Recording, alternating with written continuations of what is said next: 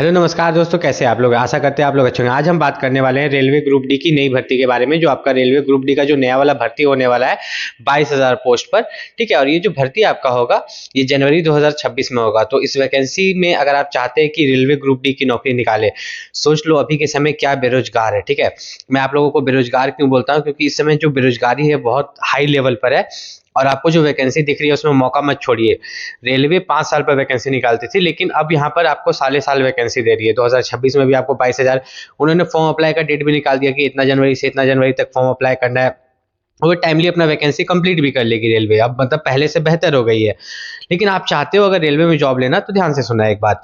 ये group D की post है जिसके बारे में मैं डिस्कशन कर रहा हूँ। और अगर आप देखोगे सिर्फ ग्रुप डी के लिए कितने बच्चे फाइट करते हैं, तो करोड़ों में बच्चे फाइट करते हैं। और पोस्ट कितना रहता है? मात्र 22,000। मैं आपको यहाँ पर दिखाता हूँ। जैसे आप देखोगे ये मात्र 22,000 पोस्ट है, ठीक है, रेलवे ग्रुप डी में। और सबसे अच्छी बात क्या है ना, इस बार रेलवे ग्रुप डी में ITI का झंझट खत्म, ठीक है। इन्होंने शॉर्ट नोटिफिकेशन दे दिया है।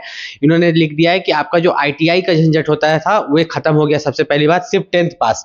आप 10th पास है, मतलब ITI वाला भी भर सकते, आप सिर्फ 10th पास है आप फॉर्म भर सकते हैं। आप 10वीं पास है आप रेलवे ग्रुप डी का फॉर्म भर सकते हैं। आप मेल हो या फीमेल हो, कोई हाइट का जरूरत नहीं, कोई जरूरत नहीं, ठीक है। यहाँ पर कोई दिक्कत आपको नहीं होने वाला।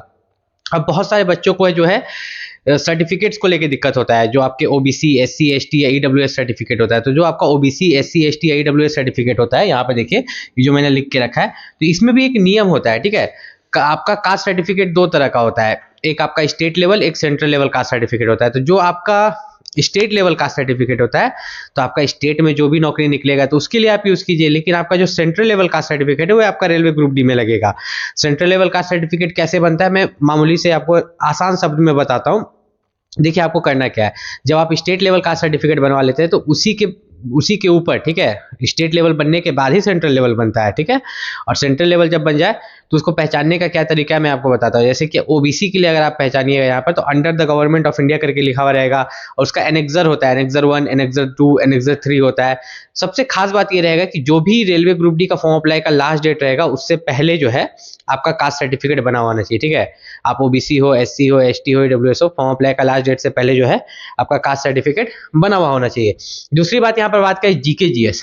GK GS के लिए यहाँ पर पूछा जाता है कि आपका ये जो GK GS है, तो GK GS के लिए आपके पास कौन सा बुक होना चाहिए, ठीक है, या GK GS के लिए किस बुक से तैयारी करें। तो यहाँ पर GK GS की बात करें तो GK GS के लिए रेलवे के लिए सबसे बेस्ट होता है स्पीडी। देखिए मैं यहाँ पर लिख देता हूँ, आपका जो स्पीडी पब्लिकेशन, स्पीडी पब्लिकेशन का एक वो पतला बुक आता है ना, रामबाण है। अगर आप GK GS के लिए वही नहीं पढ़ते हैं, जनरल साइंस के लिए अलग आता है, जनरल नॉलेज के लिए अलग आता है। दाम रहता है 130 140 रहता है, उसका लिंक डिस्क्रिप्शन में डाल देंगे, वहां से जाके आप परचेस कर लीजिएगा। तो ये आपके लिए बहुत जरूरी है, ठीक है। साथ ही साथ यहाँ पर मैथ और रीजनिंग की अगर बात करें तो इसके लिए आप कोई भी बुक यूज कर सकते हैं। Mainly previous year question paper solve करना रहता है। सबसे पहले पिछले 5 साल के प्रीवियस ईयर क्वेश्चन पेपर बनाओ या पिछले 3 साल के प्रीवियस ईयर क्वेश्चन पेपर बनाओ। उसके बाद ज़्यादा से ज़्यादा मॉक टेस्ट लगाना है, आपकी तैयारी आराम से हो जाएगी। अभी आप सोच रहे हो कि रेलवे ग्रुप डी की जो नई भर्ती है 2026 का, इसका एग्जाम कब लिया जाएगा। तो आपका जनवरी में तो फॉर्म फिलअप हो रहा है, जनवरी से लेकर फरवरी तक फॉर्म फिलअप होगा। इसका एग्जाम आपको यहाँ पर मई जून में देखने को मिलेगा। मतलब 3-4 महीने का समय मिलेगा आपको एग्जाम का तैयारी करने के लिए। लेकिन आप अभी से तैयारी कीजिएगा। रेलवे ग्रुप डी के लिए सबसे बेस्ट बुक होता है किरण पब्लिकेशन का, जिसमें आपका मैथ, रीजनिंग, GK GS सब आ जाता है। वो तो लेना ही है एक बुक। साथ में GK GS के लिए जो अलग से स्पीडी का बुक मिलता है ना, स्पीडी पब्लिकेशन, उससे आपके large number of questions cover हो जाते हैं और क्वेश्चंस फंसते भी है अगर आप उससे रेलवे ग्रुप डी की तैयारी करते हैं। और साथ ही साथ मैं यहाँ पे बता दूं कि रेलवे ग्रुप डी जो ये 10th पास वाले पोस्ट है, ठीक है, 10वीं पास पर जो ये निकाला गया है, ये इजी होता है। अब अगर आप एक ही चीज को रोज रोज पढ़िएगा, मैं एक छोटा सा एग्जांपल देता हूँ, कौन बच्चा रेलवे ग्रुप डी का एग्जाम निकाल पाता है।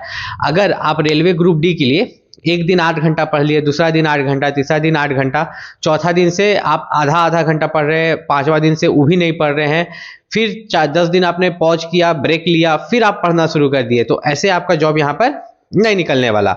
लेकिन अगर आप रोज रेगुलर 2-2 घंटा रह रहे हैं एग्जाम तक, जिस दिन तक आपका एग्जाम नहीं होता उस दिन तक आप रेगुलर 2-2 घंटा रह रहे हैं, तो 100% आपका एग्जाम निकल जाए। क्योंकि रेगुलरिटी चाहिए, आपको याद रहना चाहिए ना मन में। आप कोई भी काम सोचिए, आप कोई भी काम अगर आप 10 दिन 1 महीना छोड़ दीजिएगा ना, तो उसमें कुछ ना कुछ प्रॉब्लम आपको आएगा। उसी तरह पढ़ाई भी है, पढ़ाई भी आपको उसी तरह करना है। तो रेलवे ग्रुप डी की तैयारी कर रहे हैं, उससे रिलेटेड कोई भी डाउट है नीचे कॉमेंट करके पूछ सकते हो। मिलता है अगले वीडियो में, तब तक के लिए नमस्कार।